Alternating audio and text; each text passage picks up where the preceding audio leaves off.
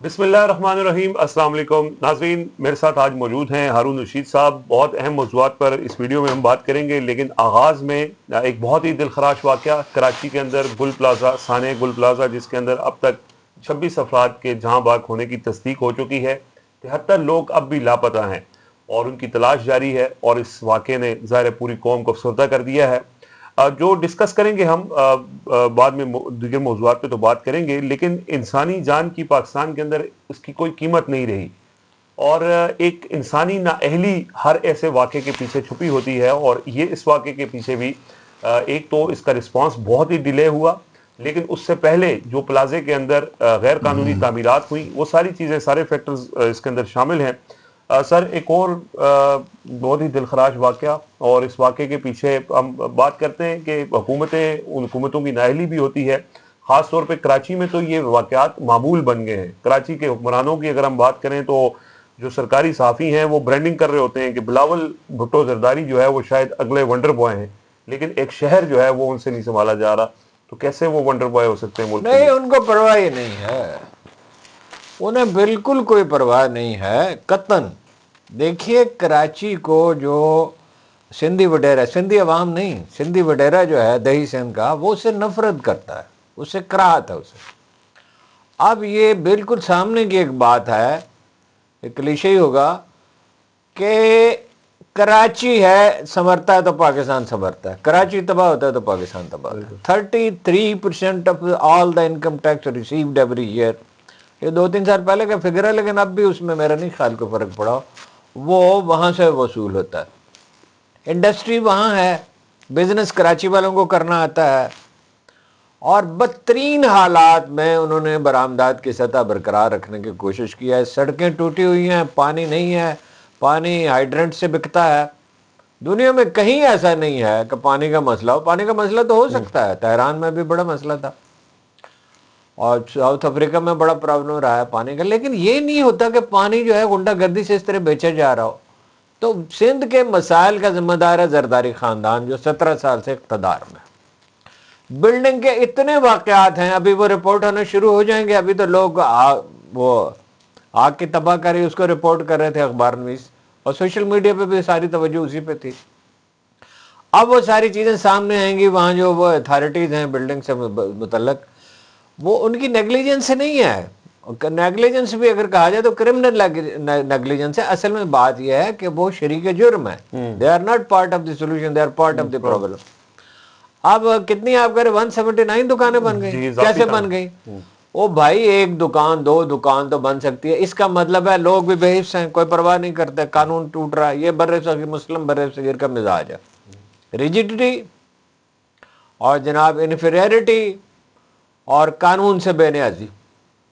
ओ भाई, लोग भी कमाल करते हैं कि भाई इतने बड़े हादसात आपके शहर में हो रहे हैं, जुल्म हो रहा है, लेकिन ये बिजनेसमैन की अजीब नफ्सियात होती है। अब जनाब ये भी कि हैरत अंगेज वाकया है कि 26 घंटे लग गए आग बुझाने में, और 43 मिनट्स में पहुंचा फायर ब्रिगेड।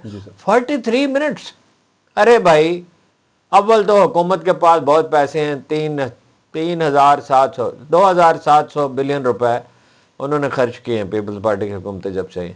कराची पे खर्च हुए सिर्फ 427 बिलियन, जबकि उनका हिस्सा बनता था आबादी के तनासब से 1400 बिलियन। ठीक है, पैसा खर्च नहीं हो रहा। पैसा खर्च होता था अपना, उन्होंने फंड जनरेट भी किए थे नेमतुल्लाह खान के ज़माने में, और उसके बाद जो MKM के थे मुस्तफ़ा कमाल साहब, उन्होंने किया।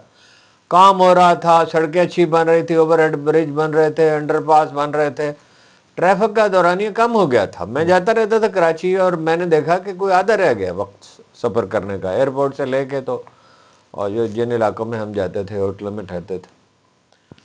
तो ये तो बेहिसी है, और कोई जिंदा माशरा होता। कराची वाले ने कुछ, कराची वाले बड़े पाकिस्तान का नर्वस सेंटर रहा है पॉलिटिक्स का, अब तो शिफ्ट हो गया अपना पख्तूनख्वा में। तो कराची के लोगों को एहतजाज करना चाहिए, रोने फरियाद करने से तो कोई हासिल नहीं है। और उन पे कोई समझता है जरदारी खानदान पे कोई असर होगा? उन्होंने शादी में सिर्फ ये है कि जैसी यहाँ शादी हुई है उतने ही पैसे खर्च हुए हैं, वो उनकी फरियाल तालपुर साहब की साहबजादे की शादी पे।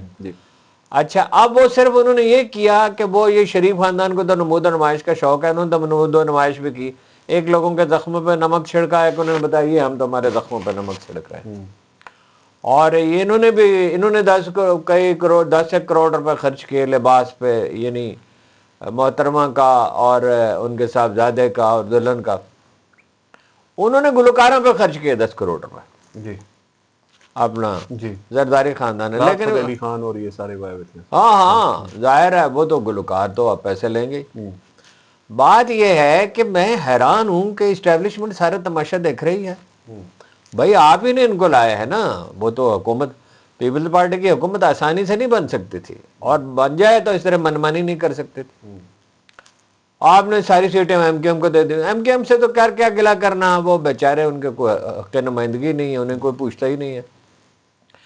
لیکن یہ پیپلز پارٹی تو کمال ہے، بے حسی کی انتہا ہے، اور ادھر اپنا شریف خاندان کراچی بلدیاتی انتخابات کے نتیجے تبدیل ہو گئے، یعنی وہ نہ بلدیاتی الیکشن تو انفیکٹ ہوا ہی نہیں نا، جب رزلٹ ہی آپ نے تبدیل کر دی تو کیا الیکشن؟ اگر الیکشن ہوتا تو جماعت اسلامی جیت جاتی.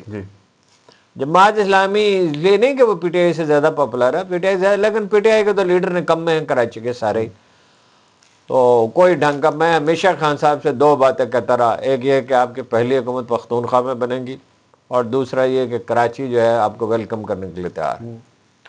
تو وہ کراچی میں وہ خان صاحب کو اپنی مصروفیات ہوتی ہیں، اور وہ اپنا ہے بھی بعض چیزوں کے معاملے میں مزکل ہو جاتے ہیں، تو کراچی کو انہوں نے کبھی وقت ہی نہیں دیا. اگر خان صاحب کراچی کو وقت دیں، جب بھی رہائی ہو انشاءاللہ ہوگی، تو کراچی میں تو ساری سیٹیں جیت سکتے ہیں، ساری. اور اگر اللہ تعالیٰ ان دونوں کو توفیق دے، کوئی عقل سلیم عطا کرے، پی ٹی آئی کے لیڈروں کو کراچی کے اور جماعت اسلامی والوں کو، اگر یہ الائنس کریں تو 100% ہی جیت سکتے ہیں، نہیں تو 90% تو جیت ہی لیں گے. اور ایک منشور کے تحت ہونا چاہیے. کراچی کے شہریوں کا کیا قصور ہے جی؟ کراچی کا جو اب آدمی ہے وہ اس کی اکانومی، کراچی میں 1 روپے انویسٹ کریں، فرض کیجئے لاہور میں کریں، فیصل آباد میں کریں، تو یہاں بھی کرنا تو چاہیے. تو اس سے اگر 1 روپیہ کے انویسٹمنٹ سے 50 پیسے کا فائدہ ہوتا ہے تو وہاں 2 روپے کا فائدہ ہوتا ہے. کراچی از دی پلیس. اس کو بس سمندر سے پانی دیں بھائی، آپ جو مرضی کریں. اور یہ کوئی کام ہے آقا، اور اندیشہ یہ ظاہر کیا جا رہا ہے کہ یہ سلسلہ جاری رہے گا، کیونکہ وہ اتنے صفاق اور بے رحم لوگ ہیں جنہیں ذمہ داریاں دی گئی ہیں. وہ وہی فرنٹ پہ ہے نا، یہ کروڑوں ارب روپے جو نکلتے تھے جی سر اکاؤنٹ سے. جی سر. اور زرداری صاحب ڈٹائی کے ساتھ کہتے تھے، احمد میر صاحب نے ان کا انٹرویو کیا، انہوں نے کہا بے شک میں نے کیا ہے، کوئی مجھے پکڑ نہیں سکتا. چیئرمین نیب کی کیا اوقات ہے؟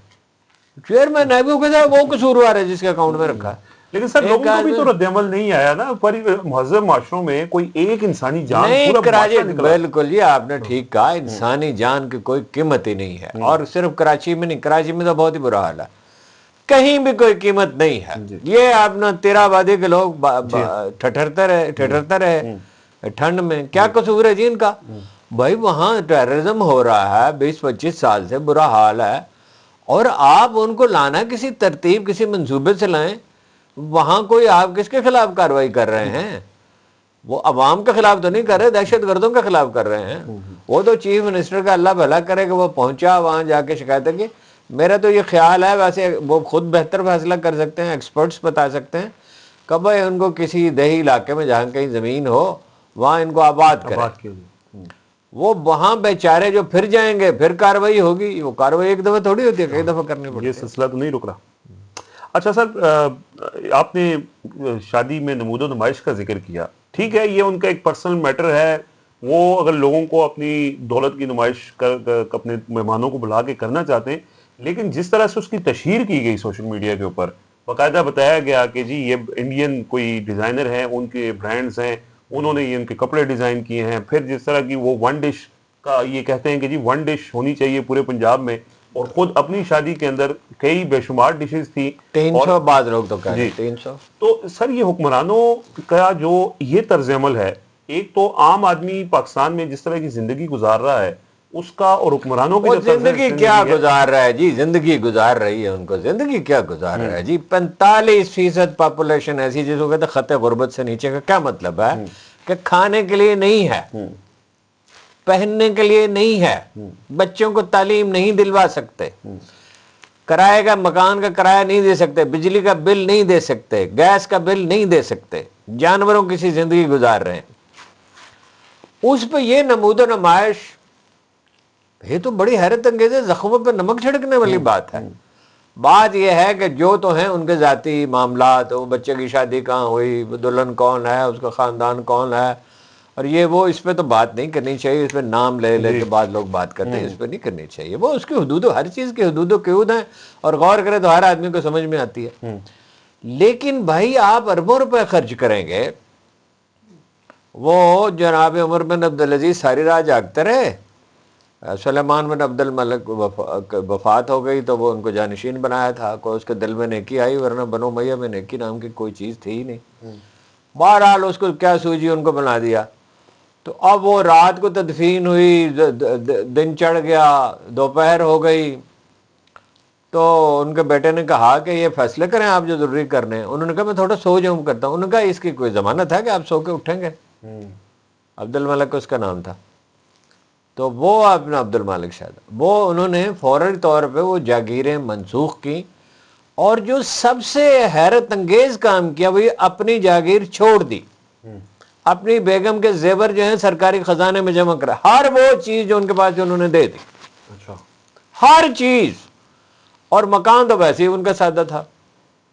اس کا نتیجہ کیا نکلا کہ کئی گنا ٹیکس کی ریکوری بڑھ گئی, حالانکہ انہوں نے ٹیکس میں بہت مراد دی, بے پناہ, اتنی مراد دی کہ لوگوں نے یہ کہنا شروع کیا, ان کے ایڈوائزرز نے جو زیادہ تر اسکالرز ہی تھے, کہ یہ تو خزانہ خالی ہو جائے گا. تو وہ جو ایک دن انہیں بہت رنج پہنچا تو انہوں نے کہا کہ یہ آپ کیا بات کرتے ہیں, میں چاہتا ہوں خزانہ خالی ہو جائے, میں اس میں جھاڑو دے دوں, یہ روپیہ رکھ کے میں کیا کروں؟ یہ روپیہ غریبوں کے, محتاجوں کے لیے, مساکین کے لیے, ضرورت مندوں کے لیے ہے. تو دیکھیے جو حکمران, جو طرز, اس کا نتیجہ کیا نکلا. لوگ کھانے پینے کے بڑے شوقین ہو گئے تھے. جو 4-5 حکمران گزرے تھے, امیر معاویہ سے لے کے یزید, پھر دوسرے, نتیجہ یہ نکلا کھانے پینے کے شوقین تھے, اور قباحتیں پیدا ہو گئی تھی, وہ تفصیل میں جانے کی ضرورت نہیں ہے. مکان بڑے بڑے بنانے لگے, وہ سب کلچر ختم ہو گئے, ختم ہونے لگا. وہ تو پھر دوبارہ پھر وہی لوگ لوگ جو ہے نا وہ اپنے بادشاہوں کی ناس و علی دین ملوکہم, لوگ اپنے بادشاہوں کی راہ چلتے ہیں. آپ مڈل کلاس کے لیے, اوپر مڈل کلاس کے لیے, اور غریب آدمی کو کتنی ذہنی اذیت دے رہے ہیں. اور اس خاتون کا دیکھیے, ہر آدمی کا ایک کام ہوتا ہے, اس کا کام حکمرانی نہیں ہے. یہ کون اس کی مشیر ہیں خواتین, دیکھیے ان کا کوئی سوجھ بوجھ نہیں ہے, وہ ایسی بچگانہ باتیں کرتی ہیں. ایک یہ 4-5 عورتیں ہیں بشمول پرویز رشید کے. پرویز رشید بھی تو مردوں والا کام تو اس میں کوئی تیور ہے نہیں. تو وہ آپ نے جو ہے یہ کیا کلچر پروموٹ کرے. میاں نواز شریف صاحب نے بڑا ظلم اس قوم کے ساتھ بارہا کیا ہے, کرتے چلے جا رہے ہیں. یہ کیا خاتون مسلط کر دی ہے. یہ کوئی ہر ایک آدمی کا ایک کام ہوتا ہے, ممکن ہے کوئی اور کام کر سکیں, لیکن یہ کام یہ نہیں کر سکتے. اچھا سر, لیکن ان کے کچھ ایسے لوگ بھی ہیں جو بڑی تعریفیں کرتے ہیں. مثلا مجیب الرحمان شامی صاحب کبھی انڈیپینڈنٹ رائے کا اظہار کر دیتے تھے, آج کل تو بڑی خوشامد کرتے ہیں, بلکہ ان کے بقول تو ملک بہترین چل رہا ہے اور ہر طرف خوشحالی ہے. نجم سیٹھی صاحب کو سنیں تو وہ بھی اسی طرح کی گفتگو کرتے تھے, لیکن وہ تو تھوڑے بہت تنقید کی بات بھی کرتے ہیں. اب تو انہوں نے یہ وہ جو 25 سال, یعنی یہ الٹا ہو گیا. شامی صاحب نے پچھلے ہفتوں میں کچھ توازن ان کے اندر آ گیا تھا, اور وہ کوئی بنیادی ایشوز پہ اصولی بات کرتے تھے. وہ ان کا مزاج ہے, شفٹنگ موڈز کے آدمی ہیں. کبھی اچانک وہ بالکل ہی مطلب یہ جو بات لوگ نہیں بھی کر رہے ہوں گے سخت سے سخت بات کر دیتے ہیں, اور کبھی یہ ہے کہ بالکل اس طرح کی غیر ذمہ بات بھی کرتے ہیں.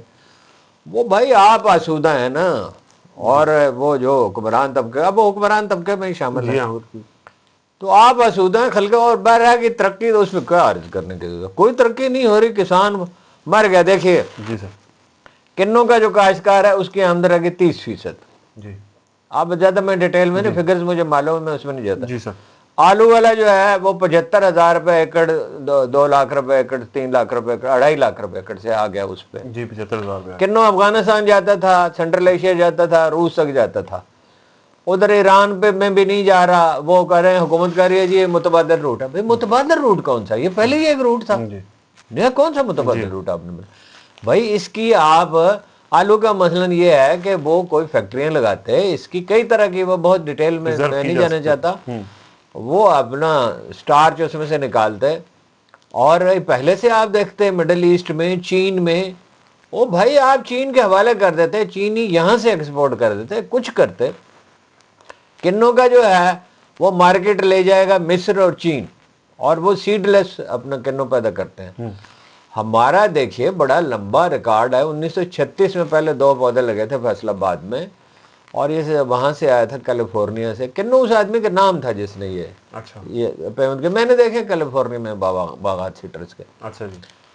تو بھائی آپ یہ جو ہے کہاں 3 لاکھ روپے 2 لاکھ روپے ایکڑ کم از کم یہ اس کے بچتے تھے، اور کہاں اب وہ 30,000 روپے پہ آ گیا ہے، اور عام آدمی کو اس کا فائدہ بھی نہیں پہنچ رہا۔ تو کاشتکار کو تو آپ نے مار ڈالا، سوائے گنے کے کاشتکار کے، وہ قدرے اس کی حالت بہتر ہوئی ہے، اس کی وجہ چینی جی 200 روپے ہو گئی، 200 وہ چینی کی قیمت دگنی کر دی، جی۔ اور وہ اصل فائدہ تو خیر شوگر ملوں کو پہنچے گا، جن میں سے بعض ملیں پیسے ہی نہیں دے رہی ہیں، اور وہ مڈل مین جو ہے وہ پیسے کما رہا ہے، 100 روپے من وہ کہتا ہے، اور 3-4 کلو کم بھی کر دیتے ہیں۔ بر وقت کرشنگ بھی نہیں سٹارٹ کرتے۔ یہ وہ شامی صاحب جو ہے نا جی، وہ میرا خیال ہے ان میں ایک صلاحیت ہے کہ وہ اپنی تصحیح کر دیں گے، اور زیادہ مذمت بھی نہیں کرنی چاہیے، زیادہ مذمت اتنی جو ہے، وہ ہمارے لوگ چڑے ہوئے ہیں، پھر بس شور مچاتے تو مچاتے ہی چلے جاتے۔ سر ایک بات چل رہی ہے کہ شاید ووٹر کی عمر میں اضافہ کر دیا جائے، وہ حد جو 18 سال کی ہے وہ 25 سال تک کر دی جائے، تو آپ کو لگتا ہے کہ اس سے نہیں، وہ 25 سال کرنا چاہتے ہیں نا، 50 سال ہی کر دیں، اچھا اور اس میں سے بھی یہ کر دیں جیسے انگریزوں کے دور میں تھا، جو ٹیکس ادا کرتا ہے کر دیں، جو مرضی کر دیں، کچھ ہو ہی نہیں سکتا۔ بات یہ ہے ایک پاپولر ویو، دیکھیے یہ ایک تجربہ صرف اس میں کامیاب ہوا ہے، بن بلا کا، اس میں الجزائر میں، جی وہ 30 سال جیل میں رہے، میڈیا وہاں تھا ہی نہیں، سوشل میڈیا کا اس وقت وجود ہی نہیں تھا، اور جبر بہت تھا، تو وہ، لیکن اس سے الجزائر کو تو کوئی فائدہ نہ پہنچا، ان کی حیثیت وہی تھی جو قائد اعظم کی تھی پاکستان میں۔ بائی دی وے، ایک بہت بڑا جھوٹ نہایت فراوانی سے بولا جا رہا ہے کہ قائد اعظم کو قتل کیا گیا تھا، نہ قائد اعظم نے کبھی کوئی ایسی بات کہی، نہ محترمہ فاطمہ جناح نے کوئی کی۔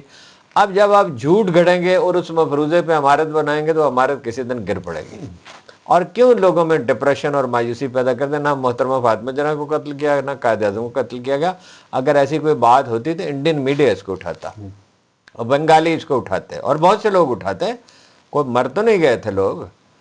تو وہ آپ دیکھیے، وہ ایک الجزائر کا تجربہ کا، تمام تجربات ناکام رہے، ڈینگ سیائے پنگ کو خود ماؤ زے تونگ نے تو ان کی تحقیر کی، باقی تو چھوڑ ہی دیں، لیکن فائنلی اس نے مرج کیا۔